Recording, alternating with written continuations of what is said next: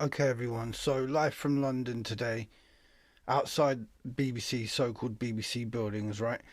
Now, I want you to focus on where these two policewomen are, the guy with the bald head and sunglasses that you see right now, black t shirt, bald head, sunglasses, with gloves on, about to push the policewomen, yeah? So, you see him there, and then you see him back off and then laugh. So that's who we're going to look at now. The guy with the bald head and sunglasses who just literally pushed the policewoman forward, okay?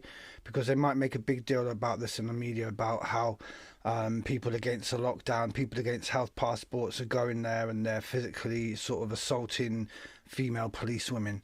Okay, so what we're going to do is we're going to focus on the bald guy with the sunglasses that you just saw, and I'm going to let you know exactly who he is because I recognise him and I've seen him before. So one more time as we watch him push the police ladies forward.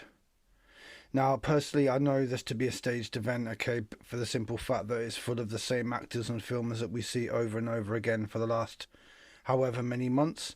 But what we're going to do is focus on the bald guy, so let's do that now.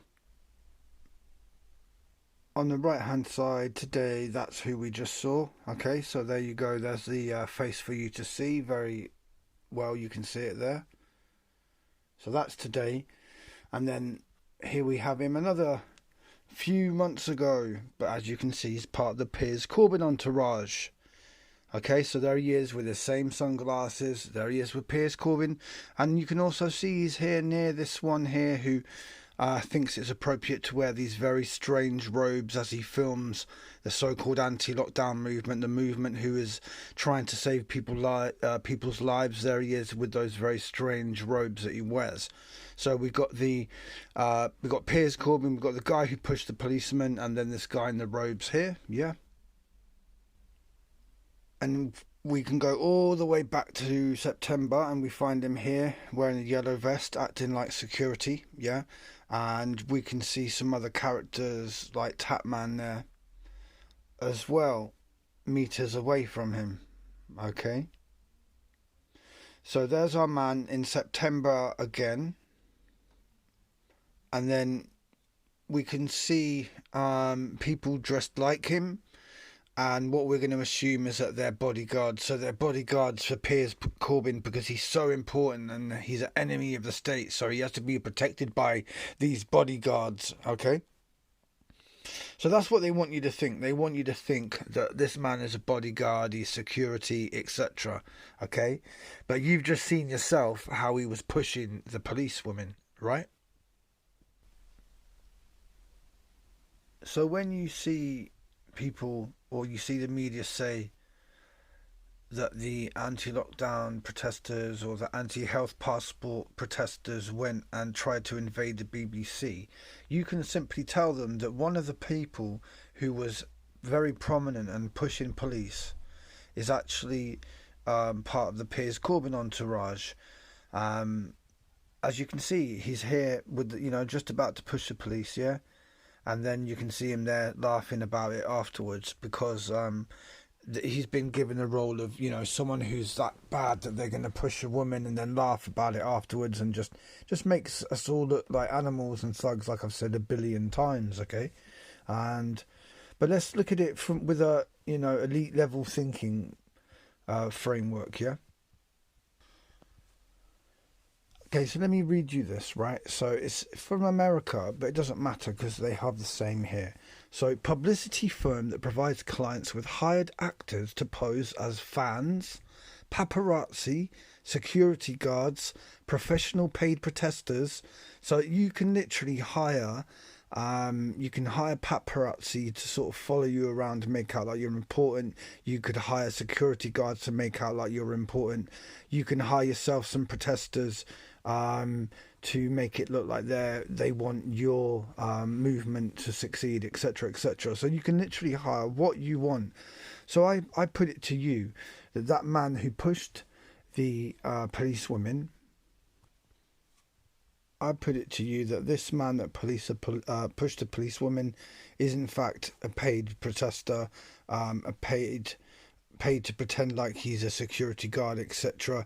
And then these are paid to pretend like they're paparazzi as well, etc. The difference is they've been doing it for like a long time now, because you know they've had this plan for a long time. So obviously they were going to have controlled opposition ready. They were going to have the fake filmers ready. They were going to have everything ready and embed them in your mindset for a long time now. So people like Piers Corbyn and the Mark Windows, people that you've heard for a long time now, you realise that they were just shills all the time, but they were trying to pretend like they were on your side. But we know that Piers Corbyn is not on our side. He's part of the elite. All you got to do is look at his brother. Simple as that. The fact he should never be any kind of figurehead of the anti-lockdown movement. Okay? So they will make a massive deal about this in the media.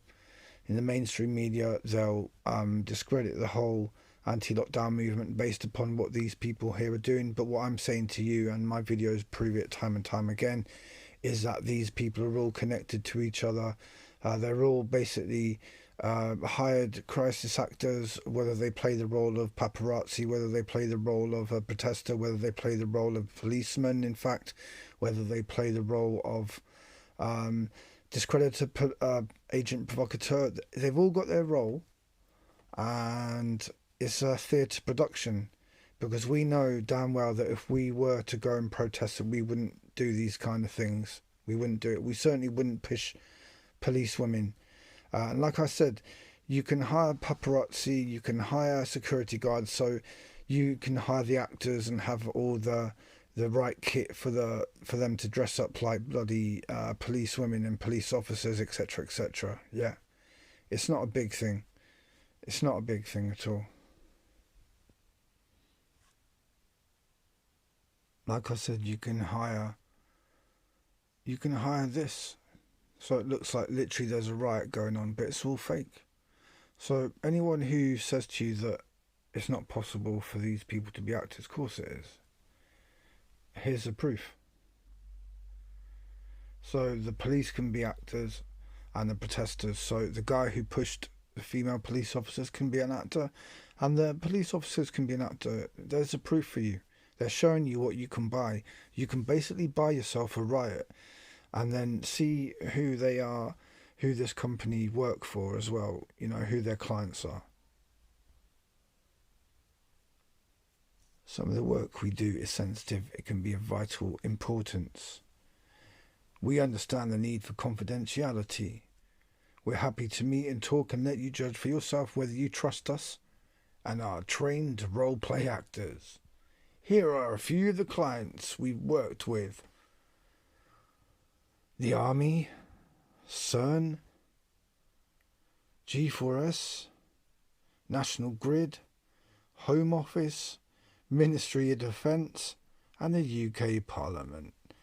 So again, don't listen to anyone who says that these people can't be actors, because we know right now that the Parliament, the Ministry of Defence and the Army are basically working against us. So it's obvious that they might want to stage events to get what they want and make us look bad and discredit us.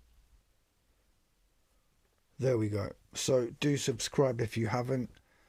No other channel like this in the world, in my opinion, and it's needed more now than ever. So yeah, thanks for all your support. Take care, everyone. Where there's darkness we shine our light the brightest. Peace for now.